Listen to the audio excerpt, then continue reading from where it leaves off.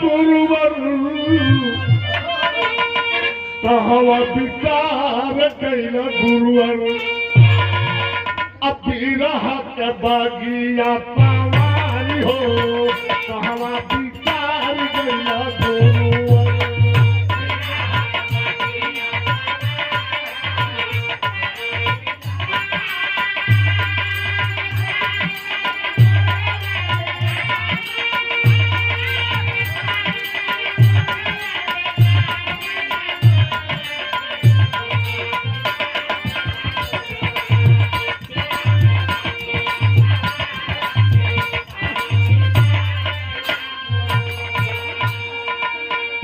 आज इतने महफिल लगी है लेकिन एक हमारे गुरु जी के बिना तो सोना सोना लग रहा है। कहना है काला पत मुरझाई रसाबा पुल फूलवारिया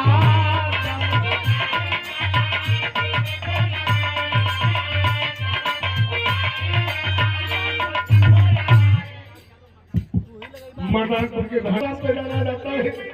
आपने बहुत बहुत रुपया से सम्मान किया चलो में तो सब अनुमति प्रणाम। कहना है डाला पत मुरझाई ले आता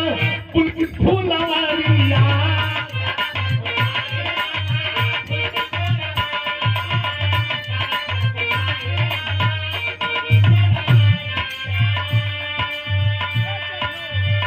और भावना में बोझल छोड़ के कैला फूलवारिया की कहावा विचार गैला कहवा विचार गैला गुरुवर सुन सुन लागे घर दुआर हो कहवा विचार गैला गुरुवर सुन सुन लागे घर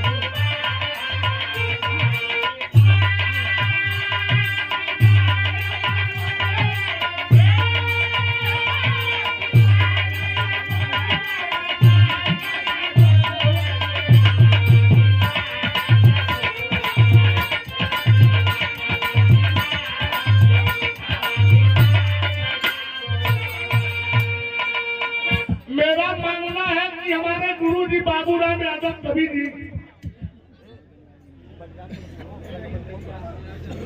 और बगिया ना बोल रहला अब तो हर का जबर बच्चा नवाती कहवा विचार गैला गुरुवर अरे कहवा विचार गैला गुरुवर अब पट झरने आवे ना बाहर हो कहवा विचार गैला गुरुवर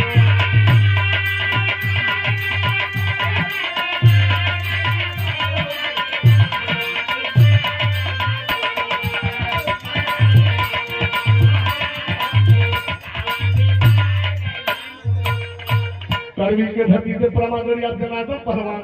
आपके तरफ से बहुत बहुत ज्यादा सम्मान चरण में सौ बार नमस्ते प्रणाम। कहना है भैया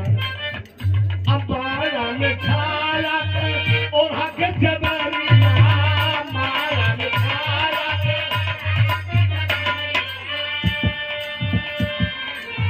और तोरी के पीड़ितिया छोड़ के गई न जगतिया की कहवा विचार कैला गुरुवर प्रेम रस बरस रस खार हो कहवा विचार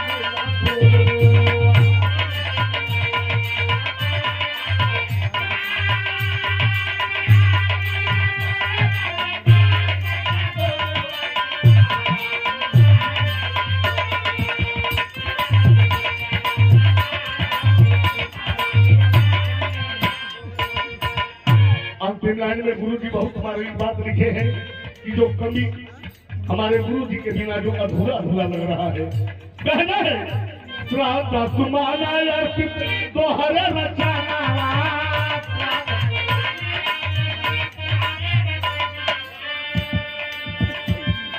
अरे हो गई ना सपना छोड़ी गुरु लगन का घर नवा हो गई ना सपना छोड़ी गुरु लगन का घर नवा हो काहे के विचार गैल गुरुवर असाम लाल संभुआ सुधार हो काहे विचार गैल गुरुवर